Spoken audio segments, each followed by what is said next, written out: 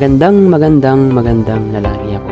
Pero isang makasaysayang araw sa inyo mga minamahal kong mga mag-aaral. Ako nga pala, si Teacher Kiyo ninyo para sa isa na namang Kiyo Saysayan.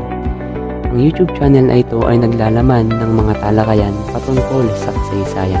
Pero kung bago ka pa lamang sa aking channel na ito, ay huwag kalimutang subscribe, like, share, at idamay mo na rin ang notification bell para updated ka sa mga ilalabas kong mga video lesson patungkol sa kasaysayan. Tara na, huwag ka nang magpatumpik-tumpik pa. Bilang panimula, ang unang markahan o ang first quarter sa Araling Panlipunan 7 para sa ikapitong baitang ay ang Araling Asyano. So dito mapag-aaralan natin kung ano-ano nga ba ang mga katangiang pisikal ng Asya, ang mga kasaysayan sa likod ng kontinente ng Asya, ang mga lahi, wika, relihiyon at marami pang iba. Para sa first quarter, meron siyang 7 nilalaman o module. Unang nga riyan ay ang paghahating geographical ng Asya, ang ugnayan ng tao at kapaligiran sa paghubog ng kabias ng Asyano. Ikatlo ay ang mga yamang likas ng Asya. Ikaapat na module, ang yamang likas at ang pamumuhay ng mga Asyano. Sumunod ay ang mga likas na yaman at implikasyon nito sa pamumuhay ng mga Asyano. Ika-6, ito ang mga kalagayang ekolohikal ng Asya. At ang panghuli naman ay ang mga yamang tao sa Asya. Umpisahan natin sa pinakaunang bahagi ng module na ito, ang module 1, na naglalaman ng paghahating geographical ng Asya. Bago ang lahat, balikan muna natin ang mga napag-aralan natin nung mga nakaraang mga talakayan. Pag-aralan ang mapa ng daigdig sa ibaba. Matutukoy mo ba mula rito ang bansang Pilipinas? Sa anong direksyon matatagpuan ang Pilipinas? Ano-anong mga bansa ang bumubuo sa kontinente ng Asya? Halina't atin tuklasin ang mga kaalaman na tiyak magbibigay sa iyo ng malalim na pangunawa sa ating kontinente. So, kung makikita ninyo sa screen, ito yung mapa ng daigdig. At sagutin natin ang mga tanong. Ilang kontinente mayroon ang daigdig? So, sa mapa ay mapapansin natin ang mga iba't ibang kontinente na bumubuo sa daigdig. Bilangin natin. So, ayan, 1, 2, 3, 4, 5, 6, 7. Tama. Mayroong 7 kontinente ang daigdig o ang daigdig ay binubuo ng 7 kontinente. Ang kontinente, ito yung pinakamalaking masa o dibisyon ng lupain sa daigdig. Ikalawang katanungan naman, sa anong kontinente nabibilang ang Pilipinas? So kung mapapansin nyo, ang Pilipinas ay nasa gawing kontinente ng Asya, partikular na sa Timog Silangang Asya. Para sa ating pagtatalakay or lesson proper, malalaman natin dito ang konsepto ng Asya at ang pagkakahati-hati geographical ng Asya. Kung ano nga ba ang mga pananaw o mga ginamit na pananaw o view sa pagkakahati-hati ng mga rehiyon sa Asya. Umpisahan muna natin sa iilang mga napakahalagang konsepto ng Asya. Una nga riyan ay ang heograpiya. Ang heograpiya ay ang agham na nag-aaral tungkol sa paglalarawan sa ibabaw ng mundo. Ang pagkakahati-hati nito sa mga kontinente at bansa, ang klima, vegetasyon or vegetation, likas na yaman at maging ang mamamayan. Si Herodotus ang ama ng heograpiya at kasaysayan. So si Herodotus nga, siya yung pinaka-founder or father ng geography, kaya nga may pag-aaral tayo ngayon ng geografiya and of course history. Next, kontinente. Ang kontinente ang tawag sa pinakamalaking masa or biggest landmass ng lupain sa daigdig o mundo. Sabi ko nga kanina, meron tayong 7 kontinente na kung saan ang Asya nga ang pinakamalaki at ang pinakamalawak sa 7 iyan.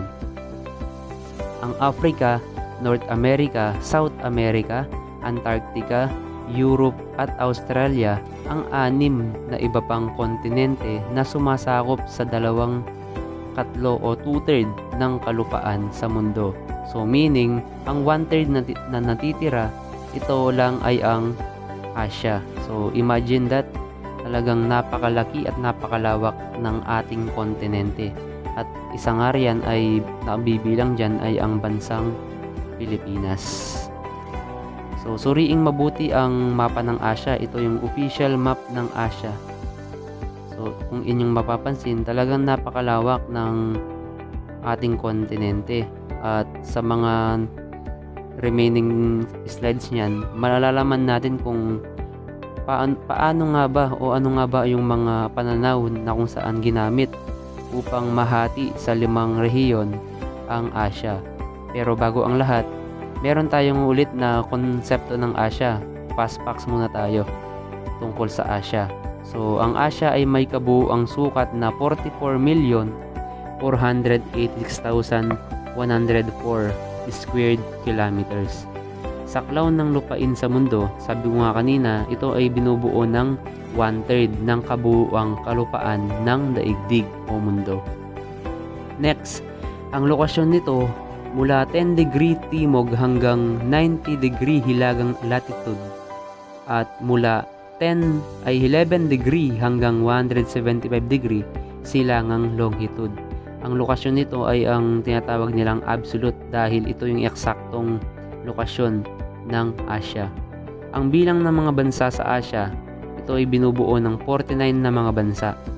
At ang pinagmulan ng pangalan naman mula sa salitang Aegean na aso na nangangahulugang lugar na sinisikatan ng araw o bukang liwayway o silangan.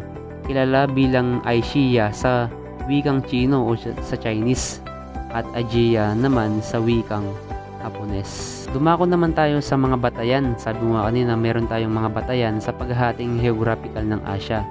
Ang kontinente ng Asia ay nahati sa mga rehiyon. Mayroong 2 batayan sa paghahating geographical ng Asia. Ang unang nga riyan ay ang Eurocentric view o kanluraning pananaw na ginamit noong unang panahon ng mga Griego at Romano. Ang sumunod naman o yung ikalawa naman ay ang Asian-centric view o ang silanganing pananaw na ginagamit sa pagpapangkat ng mga bansa sa Asia sa kasalukuyan. So sa kasalukuyan, ito na ang ating ginagamit. At ang Eurocentric view, kung inyong mapapansin, ito yung binubuo ng Near East, Far East at ang Middle East. Samantalang naman kapag Asian-centric view, dito na pumapasok ang 5 rehiyon sa Asia. Ang Kanlurang Asia, Silangang Asia, Hilagang Asia, Timog Asia, at Timog Silangang Asia. So, tingnan natin kung ano nga ba ang mga rehiyon sa Asia. Ang una ay ang Silangang Asia. Ang Silangang Asia ay binubuo ng 5 na bansa kasama ang mga Special Administrative Region o SAR na Hong Kong at Macau, na bahagi ng China na pinakamalaking bansa sa Asia at ang may pinakamaraming tao sa buong mundo. The most populous countries in the world, China. So mga bansang kabilang, China, Japan, North Korea, South Korea at Taiwan. Sumunod ay ang Hilagang Asia, binubuo ng 9 na bansa kasama ang Siberia sa Russia. Tinatawag din itong Central Asia o Gitnang Asia o Inner Asia. Kabilang ang mga nasyong dating sakop ng USSR or the Union of Soviet Socialist Republics. Ang mga bansang kabilang dito ay ang mga bansa ng Mongolia, Tajikistan, Kyrgyzstan, Uzbekistan, Tajikistan, Turkmenistan, Armenia, Georgia at Azerbaijan. Kanlurang Asia. Ang Kanlurang Asia ay ang rehiyong sagana sa langis na binubuo ng 15 mga bansa or 15 na countries. Binubuo ng mga bansang Arabo at tinagurian ding Muslim world dahil sa impluwensya ng relihiyong Islam. Next, ang Gulf States na kung saan mga gulpo na kung saan ito yung mga napapalibutan ng tubig na mga bansa at iba pang mga bansang kabilang. Unang nga riyan ay ang mga bansang kabilang: Saudi Arabia, Lebanon, Jordan, Syria, Iraq at Kuwait, na kung saan ito ang mga Muslim world countries. Samantalang sa mga Gulf states naman, ito yung Yemen, Oman, United Arab Emirates, Qatar at Bahrain. At ang iba pang mga bansa na kabilang: Iran, Israel, Cyprus at ang bansang Turkey. Sumunod ay ang Timog Asya. Ang Timog Asya ay binubuo ng 8 mga bansa. Itinuturing na subkontinenteng bansa dahil nahihiwalay ito sa kabuuan ng Asya sa pamamagitan ng bulubunduging Himalayas. So, bakit nga ba tinawag na subcontinent ang India? Dahil ito ay talagang nakahiwalay sa iisang rehiyon na Timog Asya. Ang humihiwalay sa kanya ay ang tanyag na bulubundukin na Himalayas mountain ranges. So dito matatagpuan ang ilan sa mga napakataas o pinakamataas na bundok sa buong daigdig. So yan, may mga bansang Muslim din, may mga bansang Himalayan at mga bansang pangkapuluan. Ang pinakamalaki at malawak na bansa sa Timog Asya, yan nga ay ang India. At ang mga bansang Muslim naman, nariyan ang Pakistan, Afghanistan at ang Bangladesh. At mga bansang Himalayan naman, na kung saan most common sa mga mountain o mga bundok ay nandito sa bansang Nepal at Bhutan. At ang mga bansang pangkapuluan, na kung saan napapalibutan ng karagatan ng Indian, ito ay ang Sri Lanka at Maldives. Ang huling rehiyon sa ating listahan ay ang Timog Silangang Asya. Tinaguri ang Farther India at Little China dahil sa impluwensya ng kabias ng India at China sa kultura ng mga bansa dito. So dahil malapit ang Timog Silangang Asya sa dalawang bansa na to, kaya tinagurian silang Farther India at Little China. So binubuo ng 11 bansa o 11 countries na nahati sa dalawang subregions. Unang nga riyan ay ang pangkontinenteng Timog Silangang Asya o ang mainland Southeast Asia. Kaya tinawag na mainland Southeast Asia, talagang napapalibutan talaga sila ng lupa. Nariyan ang Thailand, Vietnam, Laos, Cambodia at Myanmar. Sa pangalawang subregion naman ay ang pangkapuluang Timog Silangang Asya o Insular Southeast Asia, kung saan nabibilang ang East Timor na pinakabatang bansa sa Asya. So kapag sinabing Insular Southeast Asia, ito yung mga bansa na kung saan napalilibutan ng Pacific Ocean o yung karagatan natin na Pasipiko.